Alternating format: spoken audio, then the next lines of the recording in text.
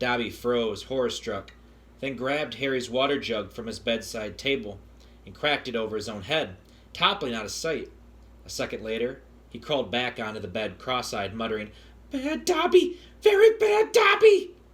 "So there is a Chamber of Secrets," Harry whispered. "And did you say it's been opened before? Tell me, Dobby." He seized the elf's bony wrist as Dobby's hand inched toward the water jug.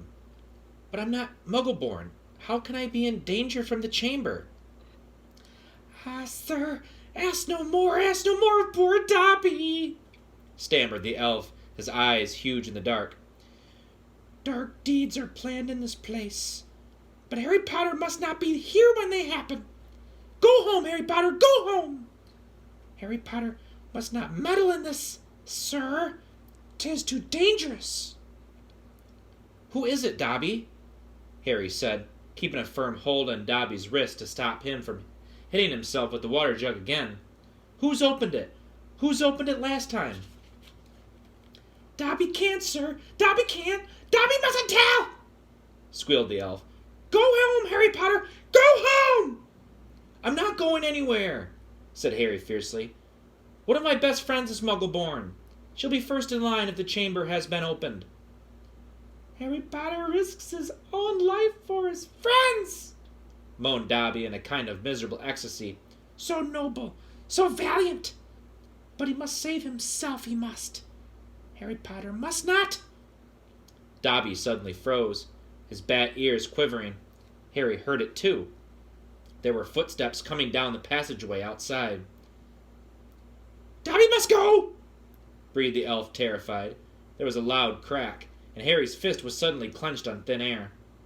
He slumped back into bed, his eyes on the dark doorway to the hospital wing as the footsteps drew near. Next moment, Dumbledore was backing into the dormitory, wearing a long, woolly dressing gown and a nightcap. He was carrying one end of what looked like a statue. Professor McGonagall appeared a second later, carrying its feet. Together they heaved it onto a bed. "Get Madame Pomfrey," whispered Dumbledore, and Professor McGonagall hurried past the end of Harry's bed out of sight.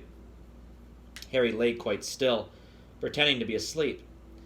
He heard urgent voices, and then Professor McGonagall swept back into view, closely followed by Madame Pomfrey, who was pulling a cardigan on over her nightdress. He heard a sharp intake of breath. "What happened?" Madame Pomfrey whispered to Dumbledore, bending over the statue on the bed. "Another attack," said Dumbledore. "Minerva found him on the stairs." "There was a bunch of grapes next to him," said Professor McGonagall. "We think he was trying to sneak up here to visit Potter." Harry's stomach gave a horrible lurch. Slowly and carefully, he raised himself a few inches so he could look at the statue on the bed. A ray of moonlight lay across its staring face.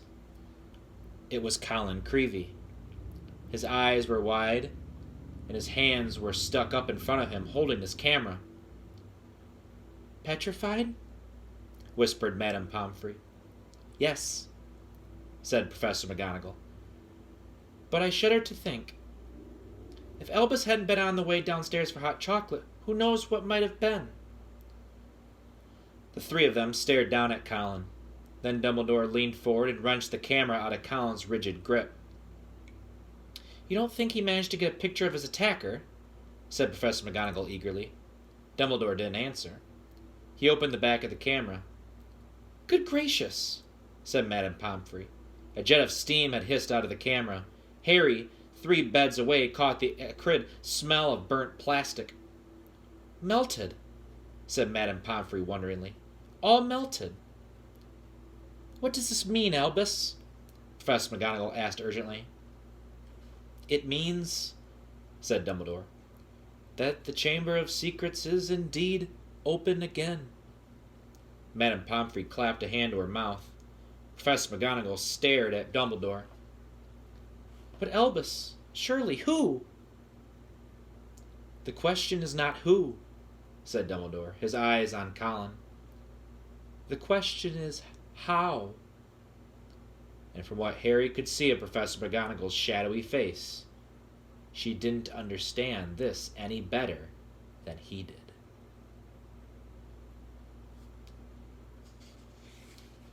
Boy, kids, that was the end of chapter 10. I hope you enjoyed my Dobby voice. I always love speaking for Dobby and becoming his character. Truly one of my all-time favorites in the Harry Potter Wizarding world. The next chapter is chapter 11, and it is titled The Dueling Club.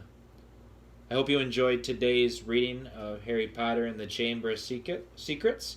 We are now on page 182 when we start off on chapter 11, and I'll have that video up and running for you to listen either Sunday or next Monday. Happy reading.